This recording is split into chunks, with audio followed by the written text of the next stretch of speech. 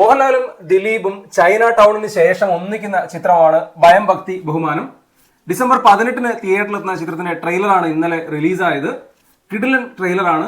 മലയാളത്തിൽ കുറച്ച് കാലങ്ങൾക്ക് ശേഷമാണ് ഇത്തരത്തിലൊരു സെലിബ്രേഷൻ മൂഡ് പടം സൂപ്പർ താരങ്ങൾക്കിടയിൽ നിന്ന് വരുന്നത്. തമിഴിൽ രജനിയും വിജയൊക്കെ ചെയ്യുന്ന പോലെയുള്ള ടെംപ്ലേറ്റ് സെലിബ്രേഷൻ മൂഡ് പടം മലയാളത്തിൽ അങ്ങനെ വരാറില്ല.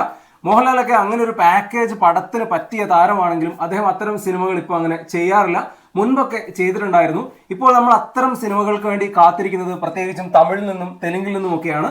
അത്തരം സിനിമകൾ വരുമ്പോൾ വലിയ രീതിയിൽ മലയാളത്തിൽ ആഘോഷിക്കപ്പെടാറുമുണ്ട്. ഭയം ഭക്തി ബഹുമാനം അത്തരത്തിലുള്ള ഒരു സിനിമയാണെന്ന് അതിന്റെ അണിയറക്കാർ ആദ്യം മുതലേ പറഞ്ഞിട്ടുണ്ട്. ലോജിക്ക് ഒട്ടുമില്ലാതെ മാഡ്നസിനെ സെലിബ്രേറ്റ് ചെയ്യുന്ന ഒരു പടം എന്നുള്ളതാണ് ഇതിന്റെ ഒരു ടാഗ് തന്നെ.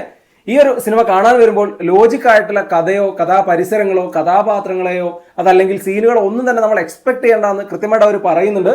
ഇതുവരെ സിനിമയുടേതായി വന്ന എല്ലാ സംഭവങ്ങളിലും അത് കൃത്യമായിട്ട് പറയുന്നു അല്ലെങ്കിൽ മനസ്സിലാക്കി തരുന്നുമുണ്ട്. ഇന്നലെ വന്ന ട്രെയിലറിലും അത്തരത്തിലൊരു സൂചനയുണ്ട്. ട്രെയിലർ ദിലീപിന്റെ ഒരു വൺ മാൻ ഷോ ആയി മുന്നോട്ട് പോകുമ്പോഴാണ് അതിനിടയിൽ ലാലേട്ടന്റെ ഒരു വരവ്. പിന്നീട് ലാലേട്ടൻ ഷോ ആയി ട്രെയിലർ മാറുന്നുണ്ട്. ലാലേട്ടനെ ഇങ്ങനെ ഒരു പടത്തിലൊക്കെ കണ്ടിട്ട് ഒരുപാട് കാലമായി. അദ്ദേഹത്തിന്റെ ആരാധകർ ആഗ്രഹിക്കുന്ന പോലെ അദ്ദേഹത്തെ പ്രസന്റ് ചെയ്തു എന്നുള്ളത് തന്നെയാണ് ട്രെയിലർ കണ്ടപ്പോൾ തോന്നിയത്. കുറെ വർക്കുകളൊക്കെ പെൻഡിങ് ഉള്ള പോലെയും ട്രെയിലർ കണ്ടപ്പോൾ തോന്നി. തീർത്തും വലിയൊരു തിയേറ്ററിൽ നിറഞ്ഞ ആൾക്കൂട്ടത്തിനിടയ്ക്ക് നിന്ന് സെലിബ്രേറ്റ് ചെയ്ത് കാണേണ്ട ഒരു പടമായിട്ടാണ് ഭയം ഭക്തി ബഹുമാനം വരുന്നത്.